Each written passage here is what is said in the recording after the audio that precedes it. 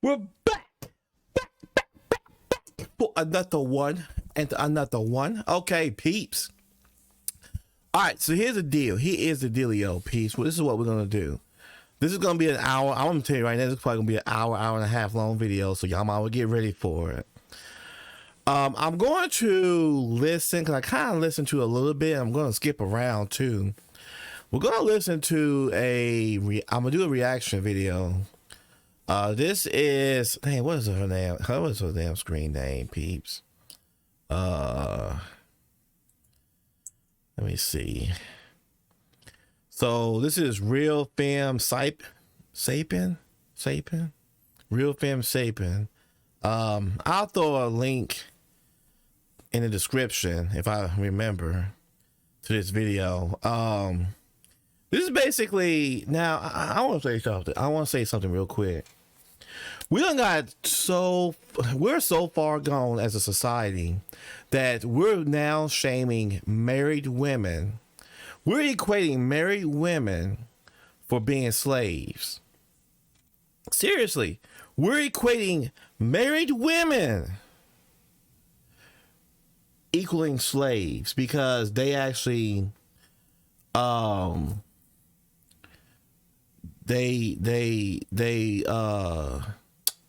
can't even think. I don't even know the proper way of even saying this because this is so stupid. Because of the fact that they actually follow and let their husbands lead, their husbands are the head of the household. These sad individuals, you know who you are calling people that are married pygmies. Now, I really want to do a definition of a pygmy. I'm just gonna give you an Urban Dictionary. Woo. Okay. They got gnats and stuff. Cause I didn't know anything about this. I had no freaking clue. God damn. Hey, I had no clue this even existed, peeps. No clue that this even was a thing.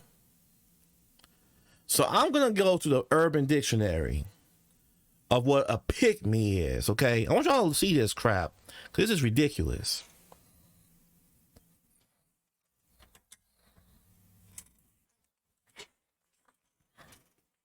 A pygmy, according to the Urban Dictionary, is a woman that is willing to do anything for male approval. She will embrace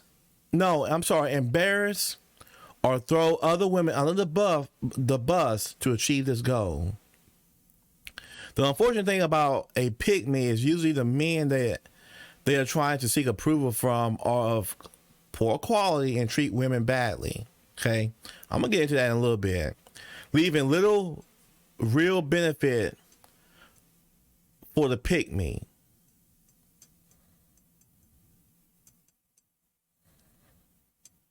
Now let me tell you the rationale, and this is so funny that this is underneath there, because I said this in most of our other videos. A pygmy, this is how a pygmy thinks. I want you to understand how a pygmy thinks. If a man cheats on you, it's probably because it's your fault. Be feminine, make him food, and they say clean his a-hole, right? This is a pygmy. Go to the next definition. The type of person who constantly begs for attention and approval has to make everything about themselves. Will do anything to get attention and approval, including begging, bringing other people down. Now, this is the Urban Dictionary, okay?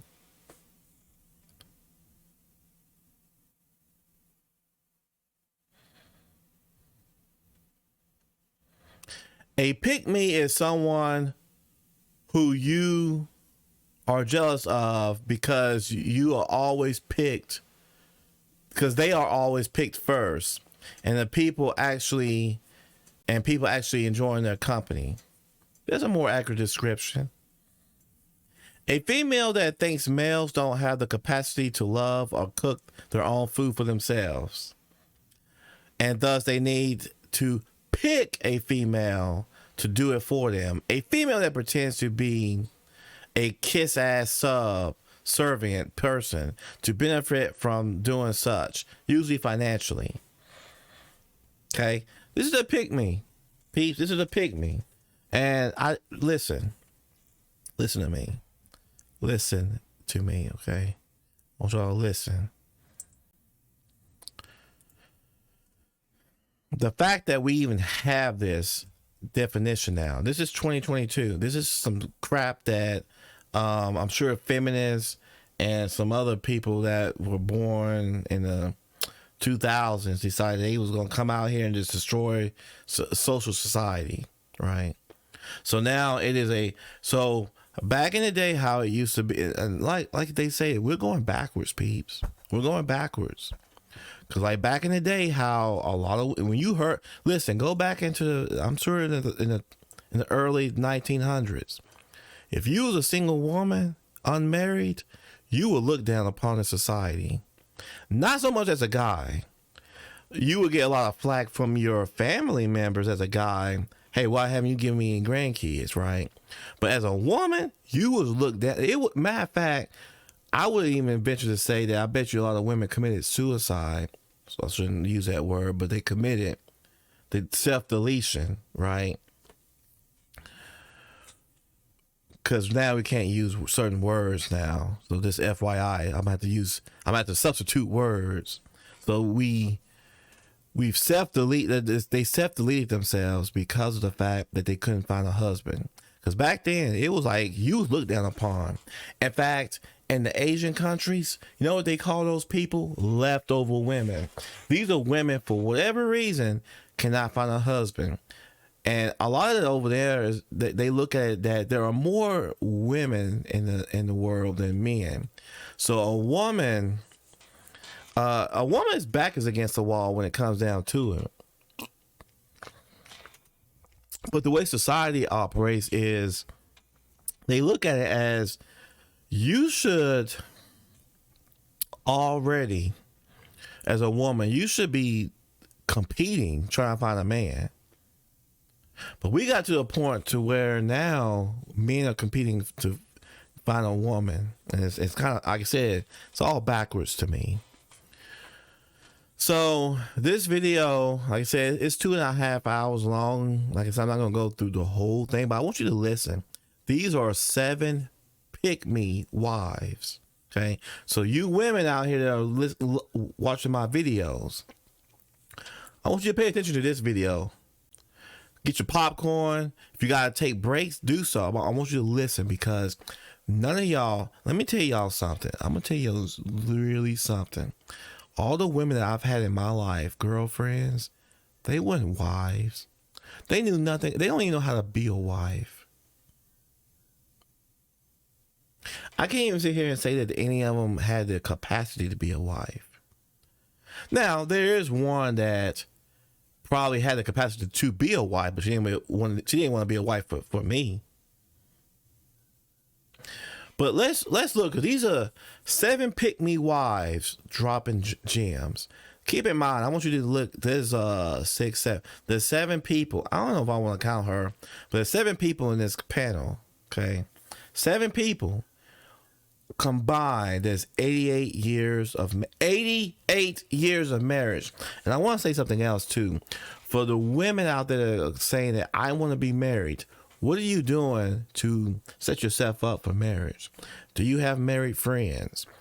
Or do you have a married mentor? Have you talked to your parents that have been married for many years? If you come from a household, the black community I'm talking to, where you didn't have both parents, who has been your role model to be a good wife, to be a good husband? Right.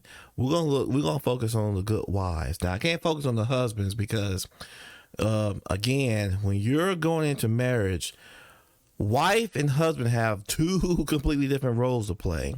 We can sit here all day, you can argue with me. I'm telling you what works. Okay. The way y'all doing things out here today is not working.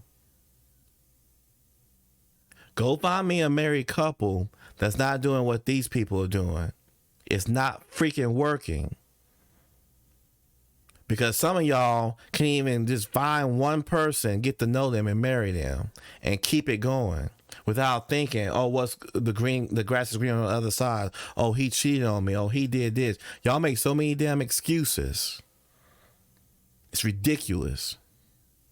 Women particularly like to run away. When shit gets hard, when shit hits the fan, they want to run away. But yeah, let's get into this video, peeps.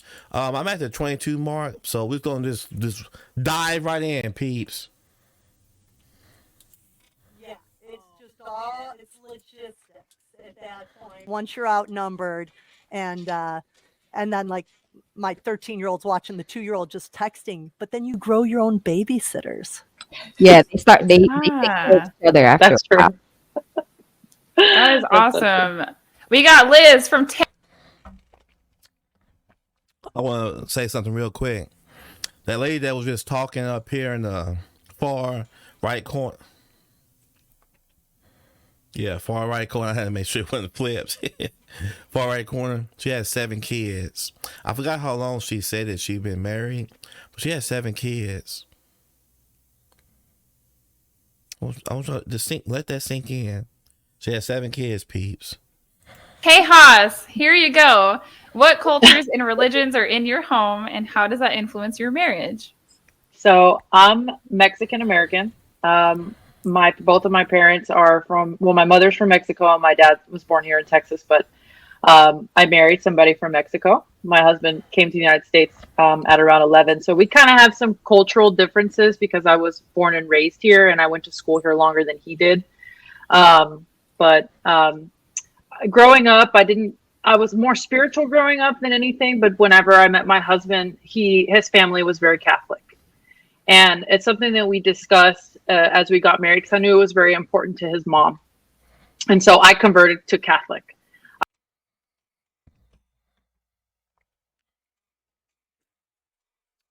Y'all hear that, peeps? She was not. Now, shout out to her. Okay, because I'm going to say something in a moment. She was worried so much about what his family thought. She went and decided to convert to Catholic. She wasn't even a church person. Now I'm gonna tell you right now, I'm a guy. I ain't trying. I listen to me.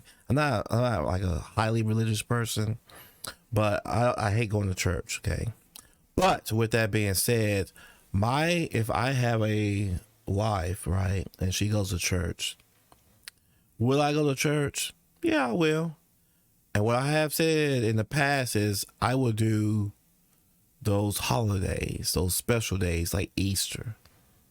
I think that's the only time. No, I would do some other ones, but Easter will be one of them, of course. But I'll also participate in some of the church functions. What I just don't want to mess with this whole waking up, having to go to church itself. But she literally saw that, hey, this is important to my husband, so I need to participate in. I want y'all to take note, women, because y'all are acting, the way y'all are doing things is not working. She's married. She's got the ring. She's won. Y'all can call it slavery, but she's a happy slave. I went through my communion and I did it all for him and because I wanted to marry him and I wanted to make his family happy and they're good people. And I thought, hey, I'm not a part of any official religion. What's wrong with Catholicism? And when I went through the classes, I was a little apprehensive, but I ended up really liking the classes, especially the marriage classes, because I don't know if they do it in Christianity or other religions, but we had like coaches that would talk to us about the role of a husband, the role of a wife, and so I kind of already had that foundation through my parents because they married Catholic, even though I wasn't raised Catholic. It's kind of just like a cultural thing, like. And I want to bring something up too for you new age people. God dang, I got gnats. I don't know why I got gnats in here. Listen to me. If you are anybody, I don't care if you're a woman, man, cat, dog, fish, whatever. If you're sitting here talking about you want to get married, you need to understand what marriage is. Some of y'all just think that marriage is like, I don't know. I really don't know what the hell y'all think marriage is. I have no clue. I don't know. But let me just explain something to y'all. Okay.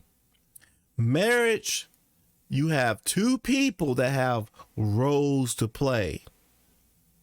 Okay. I'm not going to get into those roles. But if you're going to be married, you gotta understand you as a wife has a role to play. This isn't up for debate. It's no different from when you go to a job interview. Some of y'all in call centers, right? Y'all go and apply for a position. Call center agent, right? There's a list of procedures. There's certain things that you as a call center agent has to do. I'm pretty sure y'all don't go up there and say, I'm not doing that. Because you know what's going to happen? You're going to get your ass fired. Okay? Just like that call center agent manager has a role to play. If they don't like that role, they don't pursue the goddamn role. Okay? Same thing when you bring it back to marriage. A wife has a duty. A man has a duty. If you're one of those non-traditional, I don't need no man, listen, don't get married. Play the field, keep getting your feelings hurt, keep thinking that you want to get married and some guy's going to ride on a white horse and going to give you flowers and be affectionate while at the same time out here robbing, killing, and stealing while at the same time providing you with a luxury lifestyle. Keep thinking that little fairy tale. You're Mexican, you're Catholic, or you're Hispanic and you're Catholic. And so in my house, as far as my kids go, I'm on my own path. I've been reading a lot and listening to a lot of podcasts about Catholicism. It's something that I want my kids to grow up with because I didn't have it, and I feel like there's a real benefit to it. I know a lot of people grow up with religion and then they kind of stray away from it, but they always tend to come back. And so I want my kids to kind of have that foundation. And I know it's on me as a mom to instill it in them because my husband's so busy with his job that he doesn't have time to teach these biblical principles, but I'm home. And so I am taking that responsibility. They're still very little, but it's something that I'm learning. If I'd say anything about my household, I think culturally, that's what kind of runs my household. So Hispanics tend to be very family oriented, and they believe in hierarchy roles. Like you have the head of the household, very patriarchal, I guess you could say, but very matriarchal, if you can say. They're both. See, I want y'all to understand something. And there's a black lady on there, and I'll get to her. I'll try to skip to her, but I want y'all to understand that when it comes to marriage, as you just heard, and I'm gonna tell you right now, Hispanic women, and I listen. I have Hispanic people at my job. The man, if you're married, the man's the head of the household. Okay, there's no ifs, ands, or buts. If you don't feel like the man's the head of the household, then you are not going to be married. Furthermore, you as a woman need to be, I think, and this may be a Hispanic thing, I don't know. Y'all can correct me in the comments, but the woman has to have really a good approval from the man's family. And then the man, for the most part, it's not like the black community, but they just need to be in tune with the family, the whole family, the mother, the anyone that you just grew up with. Now the black community, okay. I'll be honest with you, it's hard to say exactly how that process works. Because remember, half of us, I think over half of us don't have fathers and stuff in the household. From my understanding, now it's different from white people. From my understanding, if there is a two-parent household, really the dad tends to, he just needs to hear that, hey, my daughter's being taken care of. That's it. I don't even think I'm gonna be. And maybe I'm wrong, but I don't even think black dads too much care about all of that. As long as their daughters are not coming to them crying about, how they're being treated, right? White people, you have to get the permission from the father. Okay. As far as I knew, black people, you had to do that too, but I think things have changed since then. But I digress.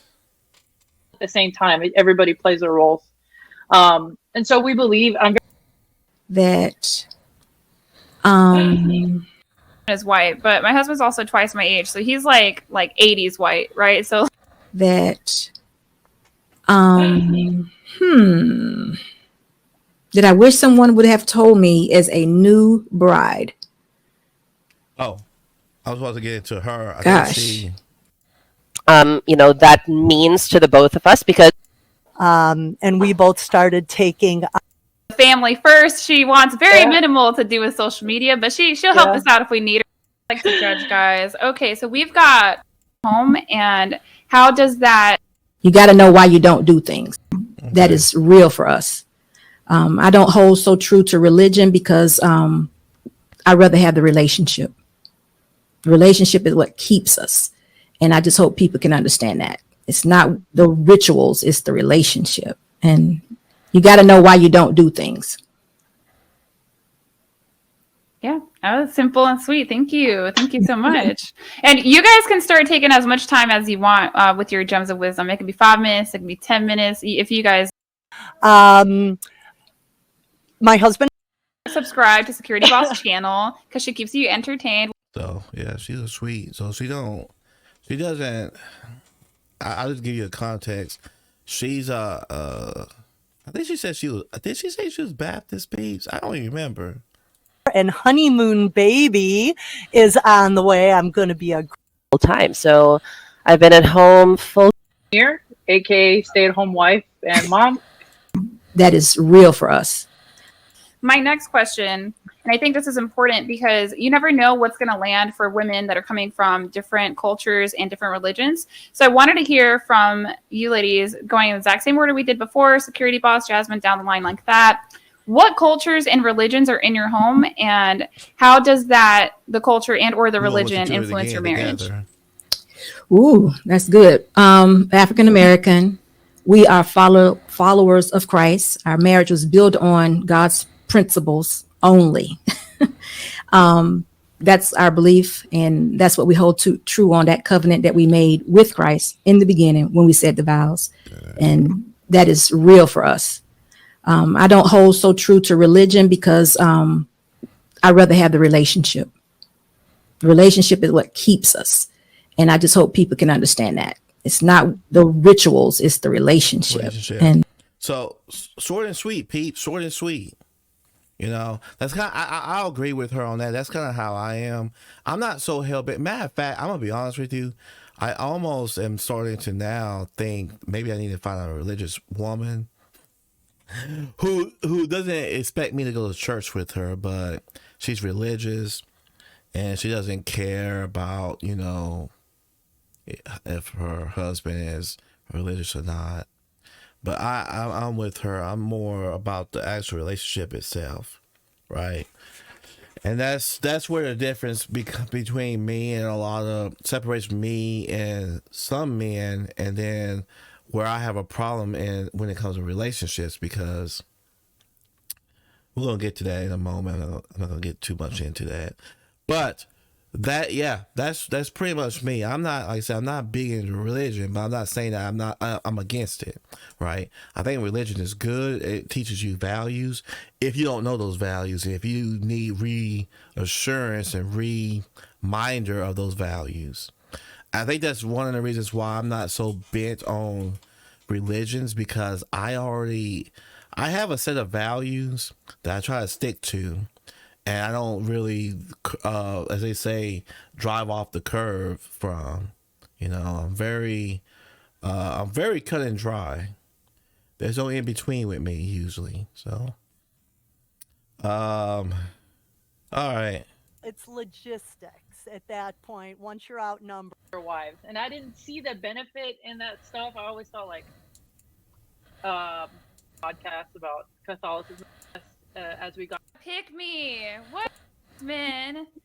What is one thing you wish someone had told you as a new bride? I have to just choose one. I have lists. No, you can do more. You can do whatever you need, because somewhere out there, there's like some 18-year-old that has no example watching this, so we'll give it to her. Okay, so what security boss said, I 100% agree. No talking to anyone. I believe, I made the mistake of doing that, and it created more problems than accomplishing anything. And then other people, they'll plant seeds that wasn't going to be there in the first place. If you have an issue with your husband, take care of it in the house. That is very important with marriage. Listen, peeps, she's literally. This is why I'm gonna be honest with you. I didn't even want to really do this review. She's saying the most simple, basic shit. Okay, if you have an issue with your husband, you have an issue with your boyfriend, make sure it's inside the house. Okay? Make sure it's inside the house. Okay.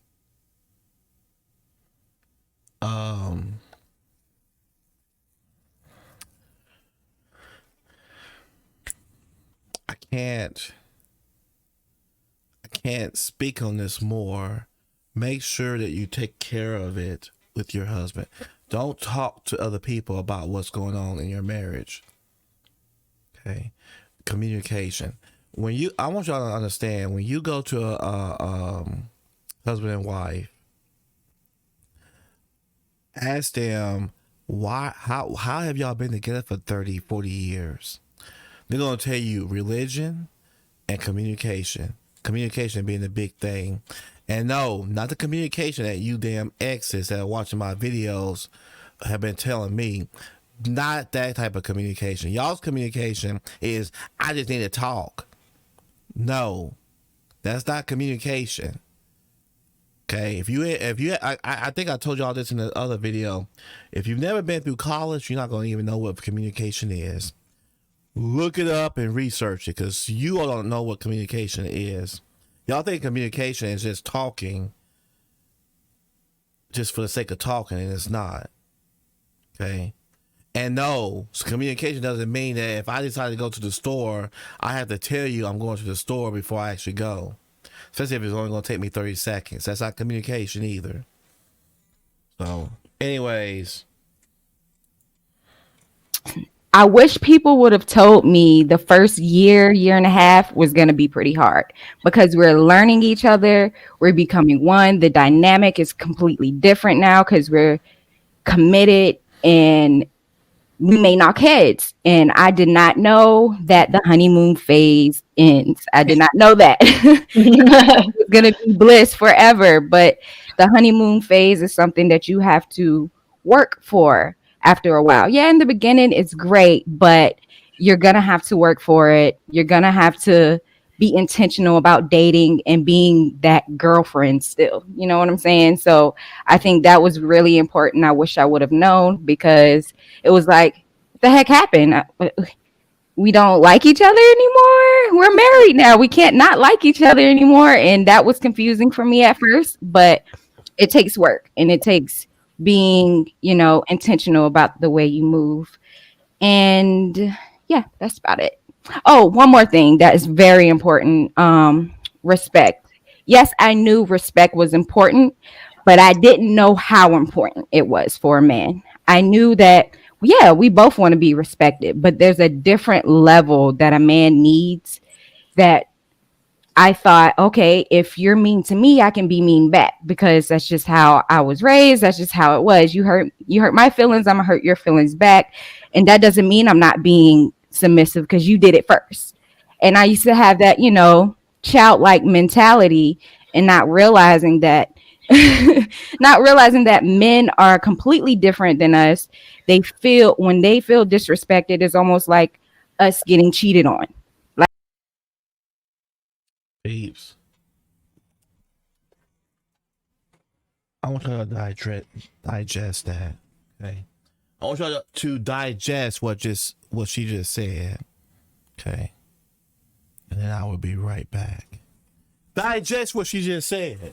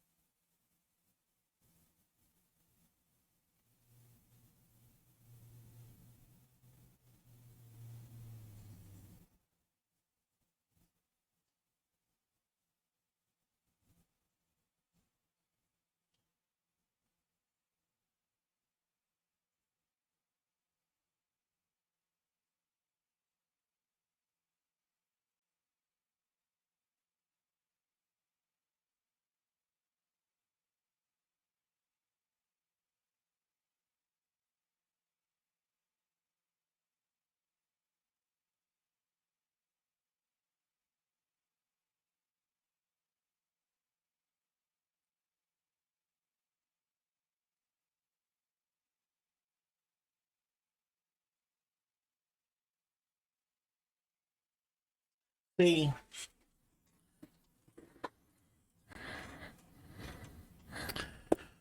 what I just want you to hear is that she actually said that men and women are different. You want to know how a woman is marriage ready? She understands that men and women are different. They think differently, act differently. Get that through y'all's heads that men are not going to move like women, and women are not going to move like men. They're not supposed to. Well, actually, you're now seeing that a lot of women are moving like men, and you're seeing the results of that. Like how we would feel getting cheated on.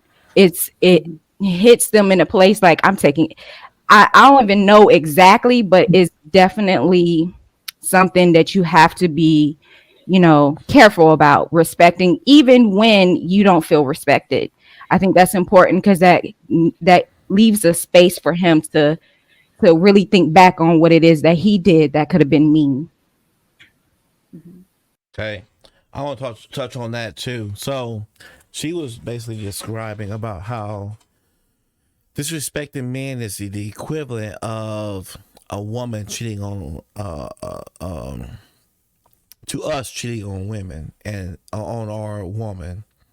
And that is totally true. I will tell you right now that I have dumped a lot of women. And I shouldn't say I use the word dump loosely. I mean, I stopped talking. I didn't care if I was dating you or just chit chatting with you. I would just cut all communication off for disrespect. I think some of these women are so used to dating or talking to little feminine little guys that they forget that there's a way to talk to men. There's a way that you should present yourself. And I think they forget that. And I think that's where the issue is lying right now, is because a lot of them don't seem to understand, right? They don't seem to understand that whoever you're dating or talking to or you like, you need to make sure, number one, that you're not embarrassing him. Right? So your boyfriend tells you not to wear something because he thinks it's too provocative, and your mind says, I don't care. I wear what I want. It's a free That shit right there will get you kicked out of my life. Right? I don't tolerate that. Right? So when y'all say that guys are controlling, I'm gonna be honest with you, I don't even listen to a lot of y'all. When guys are controlling, it's because they actually like you, right? Every guy's going to be different as far as their tolerance for certain things. That's number one reason why you shouldn't be out here dating in the first place. Find a guy that you're attracted to and you like. Focus on trying to get to know him and trying to get a ring on the finger. Stop dating different types of men because it's screwing up y'all's perception of things. Right? But yes, when we feel disrespected, best believe we're gonna get rid of your asses. This is where that whole I'm trying to control thing. You're not being controlled. What we're trying to do is we're trying to marriage is a representation of both parties. Me as a man, I can't be out here in the streets doing drugs because my name being plastered all over the damn news. And then you have other people, and especially if you live in a small town, talking about you about how you're doing all these things. That looks bad from a woman's perspective, because you're walking around, because women are social creatures. How do it feel for you as a woman to sit here and have a man or listening to other people talking about your husband and how he's out here doing stupid ass shit? I would feel fucking embarrassed. I'm gonna be honest with you, I would feel embarrassed. Vice versa, when we ask you not to wear certain things when you go out, especially without us, it's like, for me, I don't mind if you wear something low cut if we are together.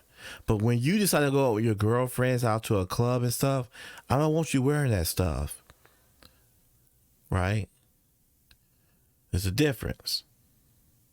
And the fact that a lot of women don't understand that makes them not marriageable, because you have no idea how marriage works. And you can't, and again, it's a disrespectful thing, right? Like she said, we feel disrespected. It's like pretty much a whole new level, right? Y'all feel disrespected. Y'all just y'all just act crazy. Us, we take that shit personal.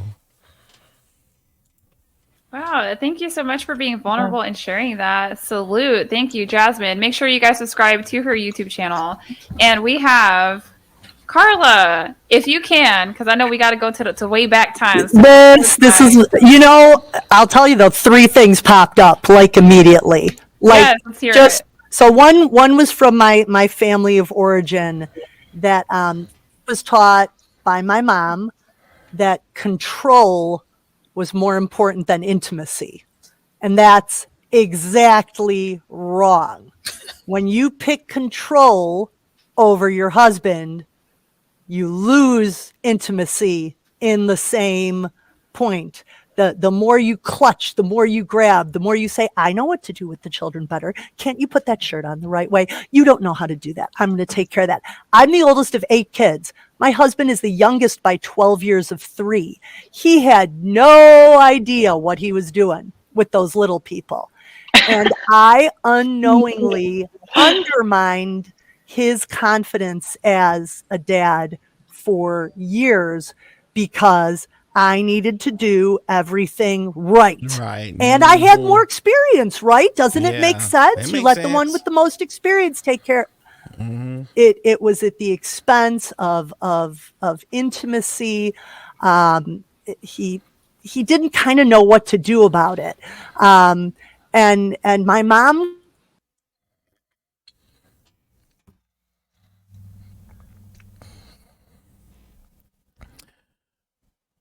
I'm trying to read that chat right there at the very bottom. Remove yourself from the situation if he says something that hurts you. Do not disrespect, advise, or try to control him. Listen, again, marriage is not for everybody. Listen, if you're a woman that's getting married and you're getting triggered off of this shit, marriage is not for you. Stay doing what you're doing. Stay out in the street. Stay searching for your perfect Prince Charming. Marriage is not for you. Women and men have a certain role to play. Okay, I want to touch something on that. I'm gonna tell you my perspective. See, I'm a little bit different. This is how I'm different, right? I have an understanding that I know nothing about kids. Like, for instance, when I decided to have my daughter, I told my significant other, hey, I know nothing about kids. You're the expert, right? So I'm just gonna piggyback off of you, cause I've never babysitted no damn kids. I never took care of no damn small babies. I shouldn't say kids. It was babies, right? Kids are different. But I never took care of no babies. I know nothing about babies. I said, but I did tell her the only thing I do want, I said I want you to breastfeed her because I did research where that's actually a good thing. That's what I wanted for my daughter. Now I don't know if my daughter got breastfed or what. I hope she did. But again, see, at that instant, regardless of what woman is in my life, she should have just said, "Okay, babe," and just dealt with it, right? Because I did the research, I did the study, and said, "Oh, they did a study on all this, and they're saying that kids that are breastfed seem to have better development, right?" And I understood that because I did research on all this stuff. So, but in her scenario, I told my significant other, I told her, I don't know nothing about no babies, so I'll do what I can. But for the most part, I'm gonna leave all that shit to you because she already had 2 kids, so it was a pretty easy. I know she knew what to do, but I would have just let her do what she needed to do. If she needed any support assistance, I would have granted it to her.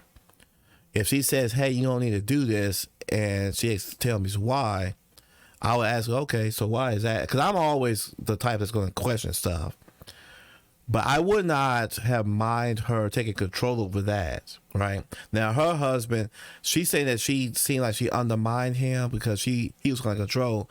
I kind of get that, but I almost feel like from a man's perspective, unless you have some damn experience with some shit, you need to stay your ass out of it. I mean, I'm going to be honest with this. Coming from man to man. Because I can tell this woman she probably babysat as a... She was probably like a 13-year-old girl babysitting fucking kids and shit. Of course, she's going to have experience with that.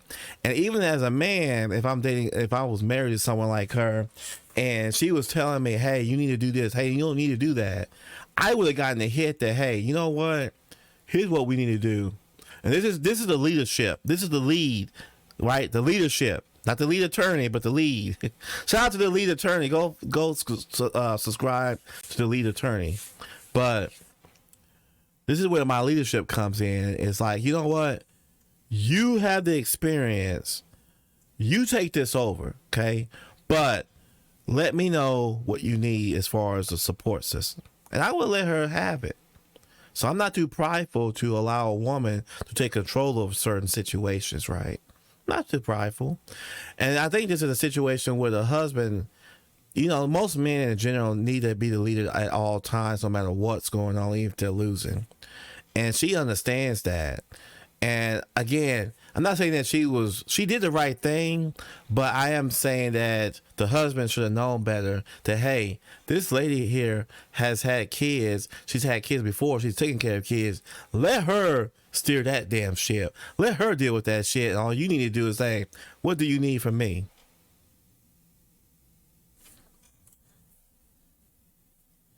Like that. She ran the house, and if dad had an input, she'd poo-poo it or say, "No, you couldn't do it for that reason." And that was destructive, especially in my early years of mothering. So you can have control or you can have intimacy, more in babysitting than the actual vacation.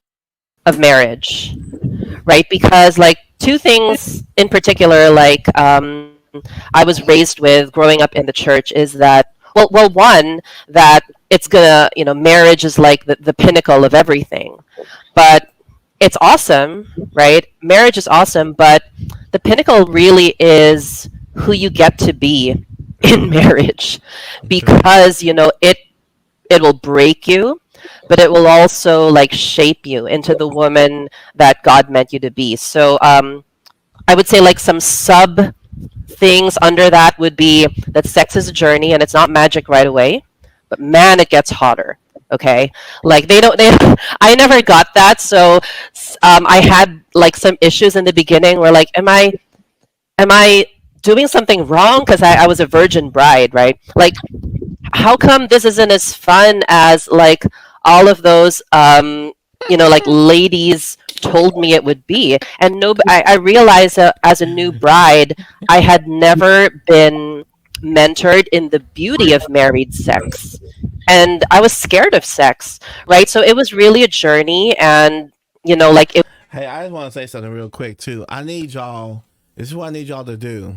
Okay, I need y'all to listen to me. Listen, cause y'all's one of the things y'all don't freaking listen. And then y'all wonder why your lives are the way. Okay, listen to me. Okay, I need you. Anything that you learn off of Instagram, Snapchat, TikTok, whatever. All those porn, all those sites. Okay, I want you to take it. I want you to take your hand, go inside your ear. I want you to pull all that bullshit out and dump it, because that what she's explaining to you. You all, I think, have this ideal that marriage is supposed to be like you see on TV, Instagram, Snapchat, TikTok, talk all of that bullshit. No, that is nothing like marriage. See, when people now, I've already said that relationships are not hard. Do I think marriage is hard? Not really. I'm gonna call it for what it is. Not really. I think that like I said before, humans are naturally selfish.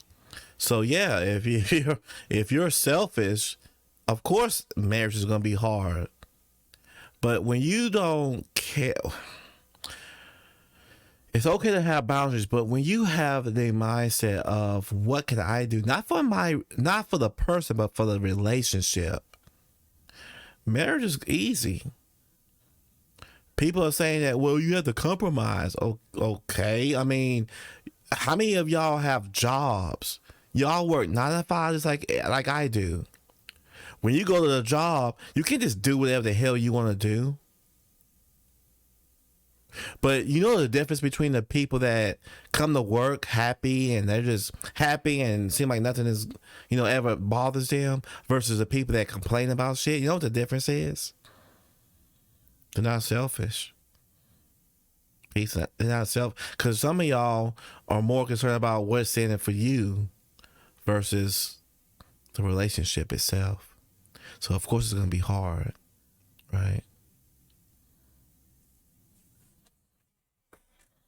it was really something that brought me to like my feminine like fully, because we get all of this narrative from culture. Even if you're growing up like a Christian, you get all these narratives and you get this messaging of what sex is supposed to be, and then when you get married and on your honeymoon, it's not that. You have like an existential crisis, right? But it's a journey. And like, listen, if this is you, if this is you, go seek therapy. Go seek therapy, peeps, because I don't know what to tell you. Some of y'all think that sex, relationships, marriage, it's like, I don't even know why y'all. First off, listen to me. When we were kids and watching Lady and the Tramp, okay, I knew damn well, listen to me, I knew doggone well that I was not going to be eating spaghetti with my significant other and then pretty much kissing. Peeps, if that was you back in that time, thinking that shit was gonna happen in marriage, peeps, you need to be slapped. You know what? Peeps need to be slapped. Okay? Need to be slapped because, listen, I never grew up looking at that type of thing, stuff that was on TV and all that shit. I knew that marriage was not equal to what was on TV. Okay? You have to actually put forth some damn work. Let me put it like this. If I don't have numbers for this, but I'm pretty sure people that have siblings probably tend to do way better in marriage, because when you have siblings, I'm talking about siblings that like you're close in age. I'm talking about like maybe by 2 years at max, right? So it's hard, and I'm telling you, people that have siblings tend to have a better life when it comes to marriage. They tend to have a better better marriage, because they can't be selfish when you have siblings around.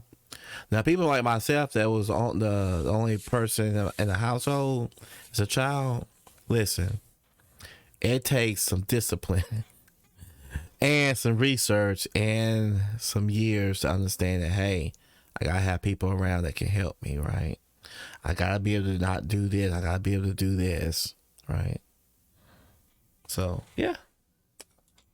Both of us learned together, and man, to prepare for marriage, not the wedding day. The wedding day will come and go. You'll have the cake, you'll have the pictures, all that stuff, but you have to prepare for marriage. And for me, something that really helped us out was premarital counseling. And I preach that all the time. I say, you need to get premarital counseling because it will help you understand what your roles are in marriage and equip you with the tools so that once you go into marriage and things start happening, you can be like, okay, I have my tools in my tool belt. Let's pull those things out. Let's actually talk about this, right? And Peeps, I want to know how many married people out there actually went to premarital counseling. Did you do that? No. Do you know that growing up, that before I even got married, that was one of the big things was premarital counseling? I said, I will propose to my significant other, but we also going to go to premarital counseling. And I know that's going to make and break. Now, I don't know what it entails, but I'm pretty sure that I will pretty much be okay with what happens, right? Because at the end of the day, I've always been the type, well, we're going to kind of get into this too. I think it's coming up, but I've always been the type of person that I always look at trying to make my significant other happy, making sure that she's good with the basic, okay? So you women out there that are always, well, you don't show affection. Affection and sex is nothing. That's not a relationship, nor is that anything to do with marriage. It's a part of it. And I'm going to tell you right now, nowhere on this panel, go watch this video, nowhere do they ever mention about affection. Okay? I'm not going to even get into that aspect, but realize, peeps, that premarital counseling is a great tool, and it'll teach you some things that you never knew. I know this because I've heard people talk about it. So a lot of times, people just go into marriage like willy-nilly. And I get it. It's fun, it's exciting. The engagement period is amazing, all that stuff, right? It can be really fun to plan these things. But if you're not preparing for marriage, that's the long haul. That's the marathon, right? The wedding period, the engagement period is the sprint. So you have to start equipping yourself with the right tools and being in the right circles, like you guys are saying, right? Get into counsel with people that have been married, like Security Boss and like Carla, get these nuggets from them, understand what they're doing in their marriages, right? Like if you're talking to someone who wants to be a CEO, right? You're not going to take advice from a 9-to-5 person. You're going to take advice from the people that are in the trenches that are doing it and that have built successful businesses, right? It's the same thing. I know everyone's like the hand. That's right. Let me explain something to you. How many of you out there are talking about being married, but your parents never been married? You don't even have friends that are married, but yet you're talking about being married. You don't know nothing about no damn. You know how I know? Because I've been talking to people and dating people. They don't know nothing about no damn marriage. A lot of them, even though their parents been married, we all know that the baby boomers. Now I've said this before: the baby boomers and Gen X, they've not taught us nothing. So nobody's ever taught you how to be a wife, how to be a husband. And what's sad is that the women out there, I'm going to get on to the women. The women out there are always complaining about, they're saying that they want to be married. How I know that y'all are not serious about marriage? Because if you were serious about marriage, you would befriend married people, you will understand how does a marriage work? What does a wife do? What does marriage look like? How do you know that? By going to married people, talking to married people. How many of y'all have talked to the elderly, the elders that have been married for 30, 40, 50 years and asked them about what marriage is like? If you've never done that, you're not ready for marriage. You're just not. She's spitting gems right here. Just like y'all want to go. If you want to be, listen, you want to be a basketball player. What do you typically do? You watch basketball. Nowadays you Google how to play basketball. You watch YouTube videos on basketball, so you can try to get good, right? Same thing with marriage, but you all are not doing the work to actually put yourself to be marriage material. Hands, okay. I know I speak with my hands. I'm like, but this is the whole thing, Rebecca. Like, there's some people in the chat right now that are like, there's no women like this left. Times are different today. Like that's got to stop being our default thing. There's women like that today. One of them's my 23-year-old daughter. Right? Oh, you know what I think? Me who are, there's my 29-year-old son who like, he wanted to get married when he was 25, and all the women are like, no, I'm not gonna get married till I'm 35 and do my career. He's like, forget that. Like, I want to be married by, between 25 and 30. I want to start having a family. Like, they have to, like, you're gonna see what you want to see. And when I will give occasional advice, they're like they want you to like deliver them on a platter. Like, there are great guys out there. There's great gals out there. You got to spend some time finding them. I had one nice young man contacting me on DMs, and I'm like, where are you going? And he didn't have, like, the man didn't go anywhere. He went to work. He went home. He went to church on Sunday, but it wasn't a church that had families there. I'm like, go find a church that has people my age bring in their 6 to 8 to 10 kids with them on Sunday. You'll meet a nice girl. Like, but that's like, oh, you mean I have to change my church? You mean I have to change my life? Do you mean I have to do something? Like, they got to stop this. The women are out there and the men are out there. If they keep saying they're not, that's all they're going to find. Well, it's the same thing I tell women too. I said, you're not going to find your man sitting on the couch eating a tub of ice cream. Like, that's not where you're going to find your husband.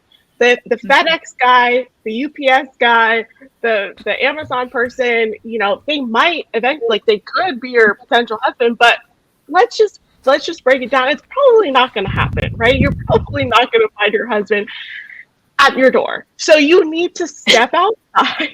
You need to do things, right? And put yourself out there. So many people are like, oh, marriage is done. I'm done with marriage. I'm going to ride this, that, and the third. Come on now. Like, you are here. If you are here, you should be taking notes. I have my notepad right here. You should be taking notes, and you should be starting to apply these things, right?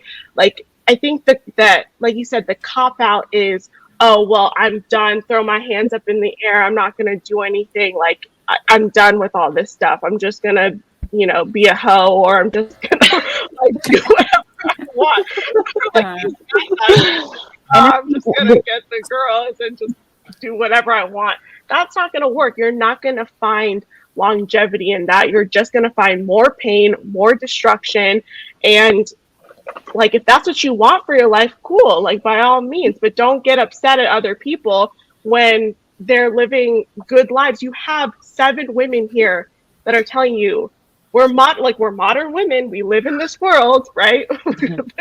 we're in the same universe as you. I don't get how, if there's successful people here, why can't you be successful as well? All right. I know what's happening. So I just want to touch on something real quick on that. So she basically self-explanatory. Listen to me. These are married women dropping gems, and y'all not even paying attention. Y'all don't know nothing what's going on. Y'all not paying attention. Oh, this is a long video. I've been on it for an hour. Listen, knowledge is priceless. Knowledge is timeless. You're still single. You ain't got no damn man that wants your ass. But yet you got 7 people right here that's been married for years. Listen, what is working? Your way or their way? Which one is working, peeps? Huh? What's working? Because obviously your way isn't working because you're not on this damn panel. Happening to the men, because my platform is 80% men. You know what it is that wholesome girls and virgins too, they get dusted. Y'all out here distracted by the 304s walking right past your wife who got a cardigan on in the library. Like, that's on you, man. You gotta go start saying hi to some women that you don't notice her tatas first. You know, it's not gonna kill you. Yeah. But yeah, they're not gonna find them on Instagram. They're not gonna find you're not gonna find your wife on Instagram nor Facebook. I doubt Or it. the club. Or the bar. And also something, ladies, that we've said, and I don't know, I'm sure you all picked up on it. We all have our marriages that are based on a spiritual foundation. Now, Absolutely. not what's cool into modern society. Now, marriage is strictly a business agreement. If it doesn't work out, then you cash it in, or you you just break it up and you move on. There's no foundations that go into the thought process of being married. So it's either does he have enough money and is her body count low enough, or things of that nature. There's not a whole lot more left that I hear. But I have the nuance. Yeah, exactly. You hit it on the head, security boss. we have Liz up next. What do you got for us? Okay, so I guess I ain't got nothing to say about that. She pretty much said it, peeps. She pretty much said everything. You know what's funny? So when it comes to guys, now here's my issue. Now I've been on dating sites for a long time. I have realized in the past 3 years, well, the past 4 years now, I'm not gonna find no damn wife on there. Now keep in mind, I'm still on dating sites, but I literally will ask these girls, "Are you looking for marriage?" If you're not looking for marriage, I keep it moving. If they say they are, I get right down to the damn questions, peeps. I don't even waste no damn time. I don't do none of that bullshittery, all that I don't do that foolery. I basically ask them, I see what they like, what their goals are, what their relationships is like. They have kids, right? Because that's a big thing. But then I ask them about their past relationship, right? If you broke up with your your boyfriend / husband, the only reason why you should be breaking up with them is because they passed away. Okay. They left, meaning they basically broke up with you, and you can't get them back because they don't want your ass. Or they truly are abusive to you, meaning that you actually called the police, got their asses locked up, right? Those are only 3 reasons. Again, if you're gonna pull the I've been abused card, the question I have is, did you call the police? Is he in jail? If you didn't if none of those things are true, I keep it moving. One thing you wish you told us, someone had told you as a new bride. Yeah, so I just want to piggyback a little bit off of Rebecca when you were talking about that subject about where you're going to find someone.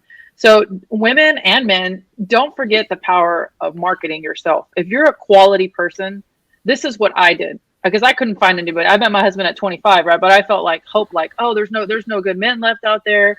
I got down in the weeds, like, this isn't going to work. I'm never going to get married. And I was always very marriage minded. But I always marketed myself to people that I knew they were quality people, coworkers or friends. And like, I would just kind of in conversation, like, yeah, I'm single. I can't really find anybody, but, and I would tell them a little bit about myself and what would make me a good girlfriend or a good wife. And that's how I met my husband. I met him through a friend. The friend told me when we were out at a festival here in my town, He said, "Oh, you know what? You seem like a good girl. I think I have a good guy for you. You should get together. Y'all should meet." And that's how I met my husband. And lo and behold, he only lived 10 miles from me. He went to another high school in the same town. And he's a great guy. We have the same values. And we have a great life together. And he deserved me, and I deserved him. And we waited until we found each other, and we made sure that we were quality people when that time met. The stars have to align. You have to be ready for your opportunity. You can't just go all willy-nilly and let yourself get all used up, and because no one's going to want you. You're not going to find nobody good. You have to preserve yourself, preserve your work on yourself, work on your qualities, and really think about what's going to make you a good girlfriend and a good wife.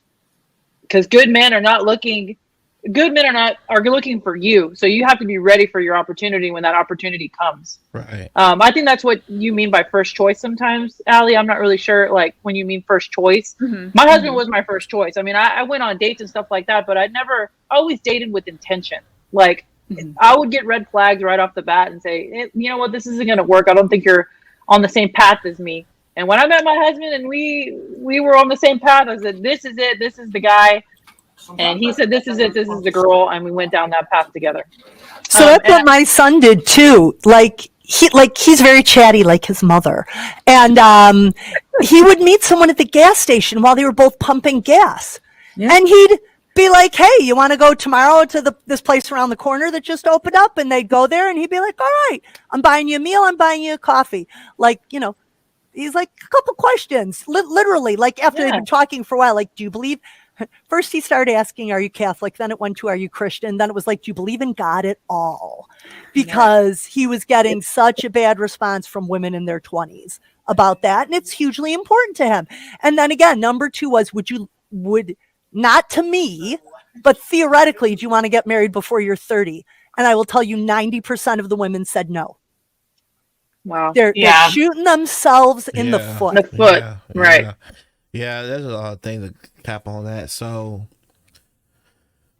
where to start? Okay, so I will be upfront. Like I said, I've been on dating sites for a long time, and no, I don't think I'm gonna find my wife there. But with that being said, I have beginning to get out a lot more. What I'm trying to do though is trying to avoid like social events. I probably need to start going grocery shopping too, instead of doing my shopping. But I don't get the looks like that. But I do try to see if there's any events going on around and try to capitalize on that. So I get what she's saying. You're not gonna find your wife on dating sites and Tinder and Instagram and Snapchat and all that stuff. And I get that. You're just not. I can tell you how many women who say that they want to be married. They ain't trying to be married. They just want to have sex without actually saying that they don't. They just want to have sex. It's so funny. Anyways, the quality is just bad on there, and too many women online have too many damn issues. They shouldn't be online. Period. Right. Yep. And I know I kind of went off on a tangent about making yourself marketable and finding the opportunity. Prepare yourself and find that opportunity when a good man comes up or a good girl comes up. But you asked me, the question was, because he was getting such a bad response from women in their 20s. Yeah. So I'll be honest with you, when I've been out and about, I've not really seen. I just haven't. Here's the thing. I imagine that the wife for me is gonna be the woman that is wearing a dress, looks nice. She looks at me, smiles, says hi, and we said hi twice. Once we said hi twice, meaning I've ran back into her for some odd reason, I'm capitalizing. And it could be for any girl. I would prefer a black woman, but because I dated white women, they don't know how to date. They don't know how to treat black men. At least the ones I've talking to. But hey, you know what? If a white girl does come up and is like that too, hey, let's go ahead and get married. But I've also, even at work, I've not had any luck with jobs of finding a woman or a wife. Yeah, that's just, most of the people that are at my jobs are all married. So yeah. About that, and it's hugely important to him. They actually have a deeper like effect on the children and on the next generation than just a ritual. It really has like deeply embedded like she knew it would be her last time that she gets to put it in the basket. And that just like completely changed my whole mindset of being annoyed with my husband with the small things. Oh, Right. Wow. You're absolutely right. So Around in cycles, that intense physicality, attraction, absence makes the heart grow fonder thing. You also, sometimes the things that drive you most crazy about them, maybe you can talk about the security boss, like you start to find them endearing as you get older and are with them longer. There are a couple things would drive me crazy, and now they are the cutest things ever. And you know, the day he's gone, I'm going to miss those more than anything, because you are changing, you are growing, you are evolving. And what drove you crazy when you're 20, when you're 35, is it going to be like it's not that big of a deal because you got your own things going on. So just those two things, you might have to gut it through. I do say that you got to gut some stuff through and be like, yeah, it doesn't bother me. Really, it doesn't. Like, and do that. And you might be surprised in 10 years. Like, I don't know why that was a big deal. And number two, like, there is a lot of romance left after that honeymoon phase is over, like a lot. And it's going to cycle around. And when you come to one of those spots, you will cherish it all the more, because you know it's not there every minute, every day like it was those first couple years. Ooh, I want to I'm sorry. Go ahead. And to piggyback off of what Carla said about, I seen a video a while ago, and it was just showing the importance of not being naggy and irritated with your husband. Like, I think the woman was annoyed that his underwear and socks would be next to the basket instead of inside the basket.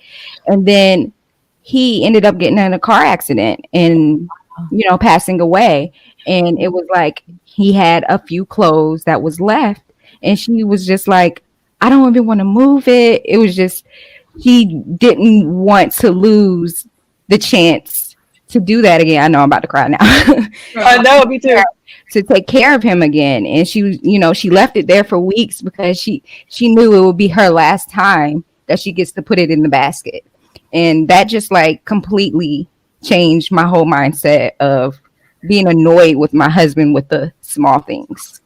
Right. Wow. You're absolutely right. So I just wanted to add to that a little bit, because my situation is a little bit different, because even though I'm only 51, my husband and I have been empty nesters for a long time, which is a difference. I've been married a long time, but we've been empty nesters for a while. So we find ourselves just like doing everything together, and we like laugh at each other all the time. Like when we don't like something, if I say something, it ends up being a joke, or if he does something, it ends up being just a joke. So you get to a point where nothing is serious anymore, but what is really needs to be serious. All these other things are just a joke. You just kind of laugh at yourself, and it's like the funniest thing. I mean, literally, like belly laughing. You will start just laughing at each other. That is so true. I thought it was just us. Like, seriously, like the laughter when you're with that guy, it's amazing. Yes. Listen, I'm not even gonna. I know y'all are just lost as hell because y'all are not marriage material. It's fine. Listen, marriage is not for everybody. Y'all not marriage material. Listen, I've had. This is funny. There's actually a girl that I actually dated on and off for about 3 years, and there were some things that she would do that I just be like, what the hell is wrong? Like, I be wanting to go up to just slap the hell out of her. Listen, I be wanting to go up to just slap the hell out of her. Like, what the hell are you doing? But listen, a lot of things that some of the women be doing, I just laugh at the shit. Cause it should be funny. Cause I be like, "What the? Why are you doing this? You just basically made my job harder than it needed to be." But you can't even help but just laugh at the shit. You know what I'm saying? They're spitting gems for y'all, and y'all not even listening because this is too long of a video. It's almost an hour and a half. Because y'all ain't trying to be married. Listen, you are not going to find Mr. Perfect. That's just how it is. Listen, man, you're not going to find Miss Perfect, okay? It's not the purpose of freaking marriage. I told you, y'all not ready for marriage because y'all have this unrealistic ideal of what marriage is supposed to be, and it ain't nothing like what y'all thinking. Nothing like what y'all thinking, peeps. Now, the nagging thing. Let me explain something to y'all about the nagging. I know she spoke over that. I heard that part. You all need to get over yourselves when it comes. Don't nag a guy, right? Who cares if he leaves the seat up? You fall in the toilet. That's your damn fault. Should have checked to make sure the damn toilet seat was down. You got eyes. You're not handicapped. Don't go over there and talk about why you leave the seat up. Are you blind? Do your husband know you're blind? Are you on disability? No, you have two eyes just like he does. You should have seen that, and I don't care if it's dark or not. You should have seen that, hey, that toilet seat is, let me put it down. Stop nagging your husband. Let me tell you something. My cousin, and shout out to his wife. I'm sure his wife is remarried now and whatever. I don't care to talk about her. But my cousin's wife, I think she found out pretty quick. She had a really good husband. She didn't know it. It's sad. When he was alive, she didn't even know how good of a husband she had. But now she knows. Yeah, she knows now. But yeah, y'all stop nagging. Because again, when that man ain't there no more, shit changes. You saw what she said. She couldn't even come to pick up his sock because she knew that'd be the last time she would do it. The last time, peeps. And some of y'all are like, I don't know, y'all just privileged or something. I don't know. I don't get y'all. But let's go back to this because y'all ain't hearing what they saying. I agree. So Yeah. cool to hear. Yeah, and like I said, the absence part, my husband and I do everything together, and I would say we've been like that for the last 27 years. We do everything together, and we've been doing it. We work together. I mean, I've told this story, but we work together. We've always entrepreneurs. I was a worker coming into the marriage, but my husband was not. So with his business, I'm the face of sex, but just the idea of sex and with your own. But that can't be your default. So you got what it takes. You know, you want to be available for future husband. Do some work up front to that gal who was on the super chat. Uh-oh. You can't go into your thing and go, by the way, now, sweetie, I don't want to do I wanna this. let y'all listen This to is going to be this. terrible for me. It's going to take me 5 years of therapy. No. Do that work ahead of time mentally and get that physical stuff so that that's not something. So I'm just gonna give y'all some context because y'all lost as hell because I skipped through it. Basically, what this chat was asking is basically she's wondering what advice for single women with sexual aversion disorder, which I don't know what the hell that is. Basically, what she's trying to say is that she's not really a sexual person at the moment for whatever reason.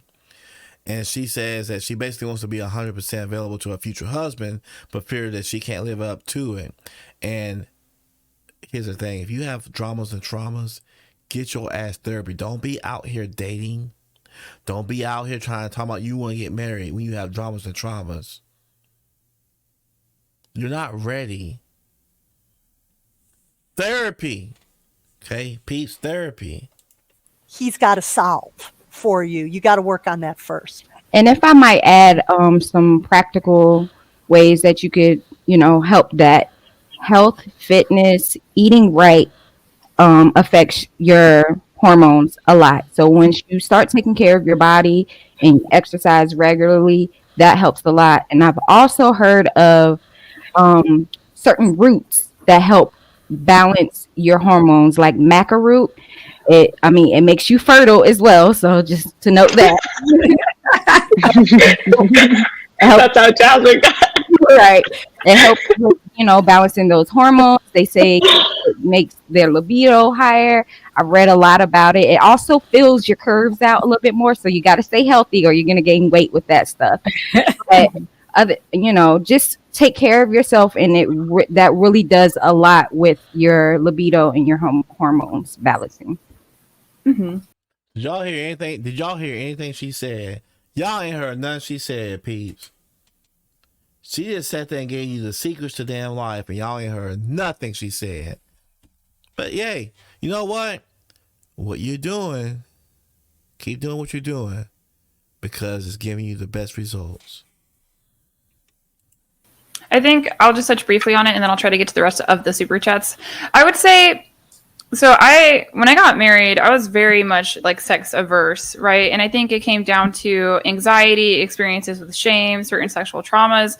But I found that I was so anxious and so locked up and just contracting so much that I couldn't even allow myself to have fun. So if you go into sex with the mindset of, oh, okay, like I literally get to play with his body, with my body, that'll help you out, I think, to have a better experience. But I think it's hard to get out of that contractive part of, that toxic side of femininity. And honestly, I'd probably recommend Martine, because Martine works with women one-on-one all the time that have like probably dealt with this. So I know she's got something. Mm-hmm. Yeah, with that, so just to add to what Ali was saying, so aversion is, it can be a product of two things. So first, it's trauma, underlying or aware trauma that we are aware of. But for a lot of women, it's like underlying. So like Carla was saying, like do the work. There really has to be like that preparation before we get into like a commitment. Moreover, a covenant, which is like a binding contract between you and God. So that's first. It's like take care. If you see that this is a problem, that it's affecting your function, and you do want to be like a faithful wife and a worthy wife, then do the work prior. The second is a lot of us, I don't know if Kelly, you grew up with some kind of perception frame about sex, but a lot of it has to do with that too. So question the paradigms that you received, like about sex. Question the paradigms and the information, as well as the experiential kind of like perception that you received from your environment, maybe from your church, from your community, about what married sex is, because that's something that women, especially in religious environments, don't talk about. And I've told Ali this before. I wish Titus 2 Ministries would have specific training and mentorship on the feminine communication necessary to talk about sex while not stirring up love and before its own time, so to speak. So there just has to be a little bit more that's where young women go. That's where young men go to find how to have sex with other people. And this is where we're at, and I've ever been on. And I've never gotten so many nuggets in my life. I have so many notes. None of that really prepares you for the journey that you will have as a woman when you become a mom. So I want to thank my mom for being there, like physically for me, because I did not always appreciate that, like growing up, right? But when I was having mastitis, she was there the whole night, massaging like my left and right breast while I was weeping, and my son was trying to nurse and also crying. I mean, you will never know like what it means to, like, people think femininity is all this, like look girly and you're beautiful. No, girl, it's like when your boobs are swelling and you don't know what to do because your baby can't get your milk. being in your feminine is having like women from the first generation like there on your body, like talking to your body. So that was my first like really visceral experience of the feminine when I was like a week into motherhood. I had mastitis, I had a raging fever, my son was starving, and my mom was there.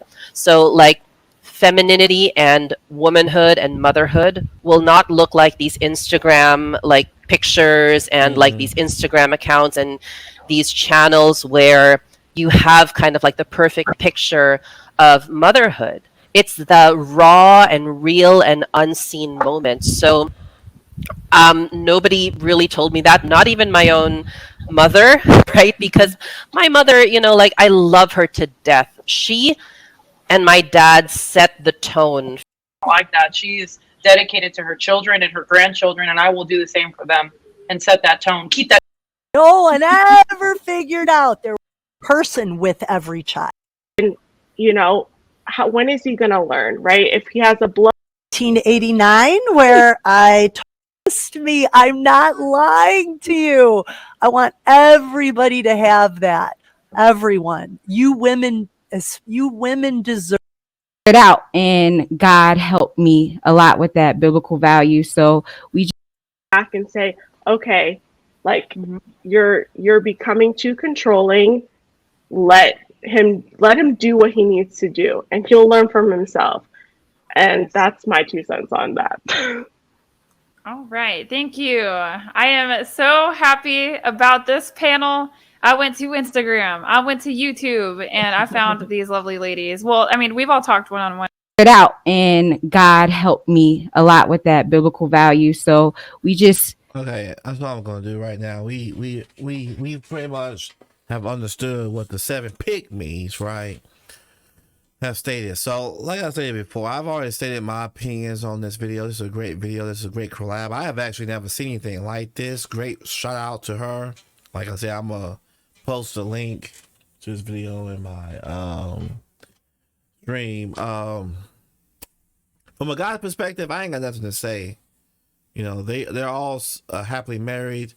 It's as a man, it's kind of hard for me. I would even see this disrespectful, but it's kind of hard to critique things that they're saying because again, they're freaking married. They're telling you what's going on, and they just educated me earlier that hey, you know what? These women didn't find their husbands. A lot of them didn't even find their freaking husbands online. None of them did. Right? So something to think about, peeps. But yeah, this is a great video. Like I said, shout out to her, man, because I've not seen this. I don't think anything like this exists. If it does, I'm oblivious to it. I haven't seen it in the last 2 years of me listening to what women are saying, listening to what men are saying. But like I said, if you're looking for marriage, this is a great video to watch. Learn from it. If you're triggered by it, marriage is not for you. Anyways, peeps, I'm out of here. Y'all take care. Peace. I am gone.